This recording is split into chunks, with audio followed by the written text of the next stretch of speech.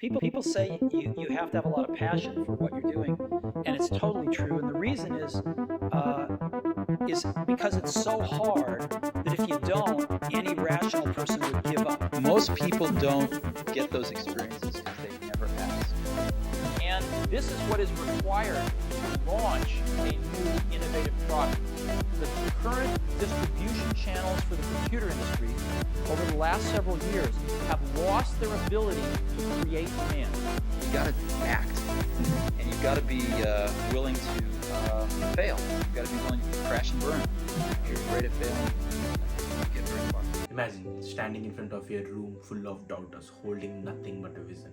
Imagine being told you are too idealistic, too demanding, and too impossible to prove them all wrong and change the world. This was Steve Jobs, a college dropout, a man fired from his own company, the mastermind behind some of the most revolutionary products in the history. Steve Jobs didn't just create products, he created dreams and reshaped so many industries. You should be thinking why you should know about the story, why you should care about his story. Because understanding the mind of Steve Jobs is unlocking the mindset that you can transform not only businesses but also your lives. Over the next few minutes, I will discuss about the lessons you can learn from Steve Jobs' journey to apply to your own aspirations no matter how your life looks like now. Think about a time in your life when you feel stuck. You might have a big idea but you don't know how to start, or you are trying to do something but you face so many rejections in your life and felt like it's the end of the road. Steve Jobs' life is a reminder that moments like that don't break you. They are the beginnings of new journey. They are the beginnings of something more extraordinary, because his life has some ups and downs. When he fired from his own company, everyone thought that it's end of Steve Jobs, but he proved all of them wrong. He did something extraordinary. Let's start with the basics. Who was Steve Jobs? He was someone who was born in 1955 in San Francisco and adopted as a baby and raised in Mountain View, California. That's what it is called as Silicon Valley now. Co-founded Apple in 1976 alongside Steve Wozniak and Ronald Wine in garage. Can you imagine? They started the Apple company in the garage. Do you know like what's Apple of is looking like now? You know how big is it now? Can you imagine that big company was started in a garage alongside with few friends? Their main goal is to put the power of technology in ordinary people and make them use the computers and use of the computer powers then. Because in those times, having a computer is a luxury. It's not now, like now everyone have their own laptops, own computers and everything, but in those times having a own computer is a luxury. Not everyone can afford a computer.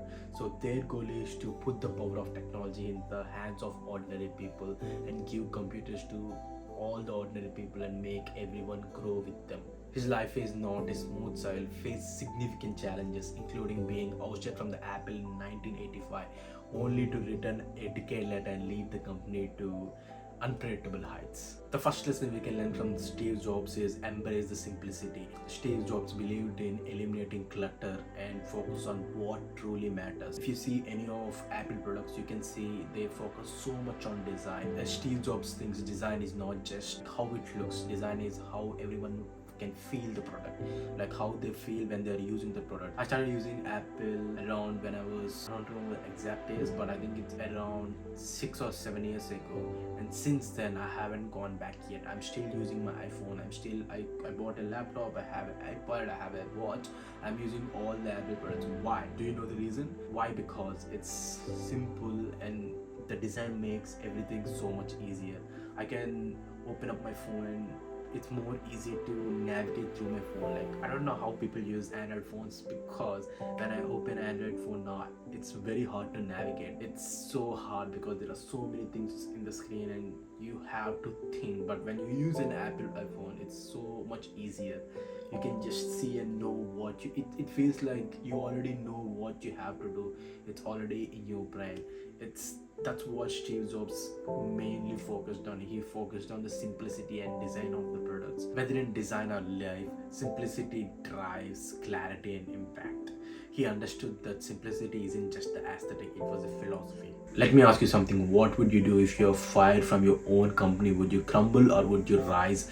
What if I told you that being fired from his own company was the best thing ever happened to Steve Jobs? When Jobs was forced out of the Apple, he didn't just disappear. He instead found a company called Next, which focused on building high performance computers, and acquired a Pixar, a small animation studio, which later redefined storytelling in Hollywood. Can you imagine when someone got fired from their own company? They didn't give up, they didn't disappear. It's so hard because you build that company, even if it's with some friends, you build that company with all your dreams, you gave everything to it, you gave your whole life to it, and got fired from it. It's not that easy. It's definitely not that easy. And he came out of it, like, he didn't completely disappear. He started his own company after that. I don't even know how he did that. I do think many people would have given up, because building a company itself is a big deal, and getting fired from their own company is not so easy, because they might have so many self-doubts. They might think about themselves that they are not right for it, they are not meant for it. But Steve Jobs didn't give up. He thrived in adversity. He didn't just build companies, he built cultures. At Pixar, he fostered a creative environment that led to movies like Toy Story, the first fully computer animated film. Like, I think most of you guys watched Toy Story. That's a first fully computer animated film. How good is it? Like, having a vision like that and directing people to achieve that is not so easy. It has so many different complexities. It has so many different things you need to consider, and you have to deal with so many different types of people from so many different cultures. It's definitely not so easy. Someone has to be so good at what they are doing to do something like that. And not just that, at Next he created technologies that would eventually become the foundation for all the Apple products. Have you ever faced a moment when you thought you had lost everything? Steve Jobs teaches us sometimes that you need to go two steps back and rebuild yourself and come back with more intensity. So according to him, losing is not just a sign of failure, but a chance to innovate and grow. You might be thinking, why couldn't Steve Jobs get what he wanted initially? It wasn't because he lacked vision, it's because his intensity was so much. It felt like people are isolating themselves from the society. He demanded excellence but struggled to balance with the empathy. He learned to balance vision with the empathy during his time away from Apple. Without these lessons, we might have never seen products like iPhone, iPad, or any other Apple products. A lesson you can learn from this is learn from the failure. Every setback is a setup for a comeback. Steve Jobs turned his greatest challenge into a stepping stone for the success. By embracing failure, he unlocked new opportunities. Like, if he gave up when he failed, when he was fired from his own company, we couldn't have seen these great products like iPhone, iPad, or any other Apple products. He went out and he built his new companies. He started working on balancing his vision with the empathy. He learned how to do it. He came back to Apple and he created so many products that revolutionized this world. Now ask yourself what lesson you could learn from your own failure instead of fearing of it. If Steve Jobs could turn his greatest setback into his greatest comeback, what's stopping you to do the same? Like, we all are humans, we all have the same capabilities, we all can do it. It's just the mindset. We just need to change the mindset. If he can do it, we can do it too. The turning point Steve Jobs' life came when Apple was bought by Next in 1997, bringing him back into the fold. He wasn't just a founder returning back, he was a changed man. Steve Jobs focused on simplicity, user experience, and created products that didn't just meet but exceeds the expectations. Here is some information. The iMac, introduced in 1998, showcased bold design and user friendliness, revolutionizing Apple's image. With iPod in 2001, Jobs revolutionized the music industry. The launch of iPhone in 2007 changed the way the world communicates, works, and entertains itself. Every new thing, whatever Apple do, they revolutionize, they think differently, they have new vision. The lesson you can learn from this is pursue excellence, never settle for mediocrity. Steve Jobs' relentless pursuit of quality made Apple products synonymous with perfection. By the time Apple unveiled the iPod in 2010, Steve Jobs solidified his legacy as a visionary. Each product wasn't just a commercial hit, it was a culture.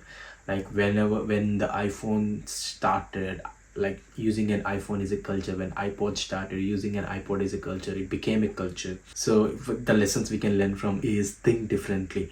Innovation requires breaking free from the conventional thinking. Steve Jobs' ability to challenge the norm and think differently, redefine entire industries. Thinking out of the box is something so much underrated. People always want to do the same thing over and over again. People always want to do same thing as what their elders did, same thing what their elders taught. So they want to do the same things, do the same 9 to 5 jobs, like savings, buy a home, make a family, get children, and grow them old. So I think it's the same thing what everyone does, and it's the same thing everyone wants to follow. No one thinks differently nowadays. Thinking outside of the box is something you can learn from Steve Jobs. The climax of Steve Jobs' journey wasn't just the success of Apple products, it was the legacy he left behind. Steve Jobs' success wasn't just the products, but his philosophy, simplicity, focus on what truly matters in design and life. You are trying to start something, you will have so many things you want to do, you will have so many things you have to do, but focusing on main things, main essential things truly matters, because you might be distracted with so many different things that at that point of time you have to understand what truly matters and focus on it. And the other one is craftsmanship. Design is not just what it looks like, design is what it feels like. The lessons we can learn from this is focus on user, understanding your audience and delivering according to that is really really important. Like if you're starting a business or starting a project, if you're not understanding the person who is in the end buyer, there is no point in doing whatever you're doing. Think about how it serves the other person. His legacy isn't just about creating technologies, it's about creating the things that matters. The lesson you can learn from Steve Jobs is follow your passion. The only way to do great work is to love what you do. Passion fuels perseverance and creativity. Think about your own life. What's the one thing you have been putting off because it seems too hard? There is a famous saying from Steve Jobs: people who are crazy enough to think they can change the world are the people who do it. So let me leave you with this. What's your crazy idea? What's stopping you from making it a reality? Jobs encouraged everyone to keep learning, keep growing, and take risks no matter what the situation was. Throughout this journey, we explored the highs and lows of Steve Jobs' life. Steve Jobs didn't just change the world, he showed us how to do it. Now it's your turn to do the same. If you like this video, you know the drill. Like this video, share this video, subscribe to my channel. I will come back soon. People say you have to have a lot of passion for what you're doing, and it's totally true. And the reason is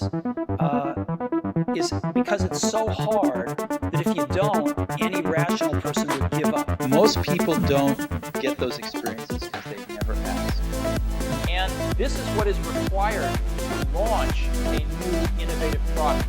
The current distribution channels for the computer industry over the last several years have lost their ability to create demand. You got to act, and you've got to be willing to fail. You've got to be willing to crash and burn. If you're afraid of failing, you get very far.